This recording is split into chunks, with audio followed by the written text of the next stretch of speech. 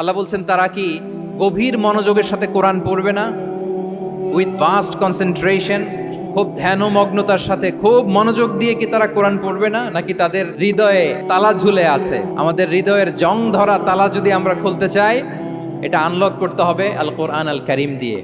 তাহলে প্রথম রিমাইন্ডার হচ্ছে রিভিশন। আমার প্রিয় হাফেজ ভাই এবং বোনেরা, আমরা যেন রিভিশন দেই বেশি বেশি। 2 নম্বর কথা হচ্ছে আমরা যেন কোরআনের মর্মবাণী বাংলায় বুঝবার চেষ্টা করি, কোরআনের তাফসির যেন আমরা পড়ি, আমরা যেন তাদাব্বুরে কোরআন করি, কোরআনের যে রিফ্লেকশনগুলো আছে এগুলো যেন আমরা ধারণ করতে পারি। তাদাব্বুর শব্দটা বেসিক্যালি এসেছে আরবি শব্দ দুবুর থেকে। দুবুর, দুবুর শব্দের অর্থ হচ্ছে পেছন, যে কোনো জিনিসের পেছনকে বলে, আমাদের পেছনটাকেও বলে দুবুর।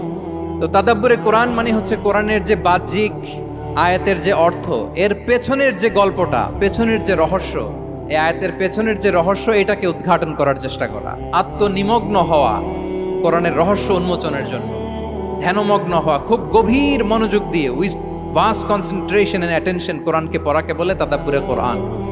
তাহলে রিভিশনের পাশাপাশি আমাদেরকে তাদাব্বুরে কোরআন করতে হবে। কি পারা যাবে তো ইনশাআল্লাহ?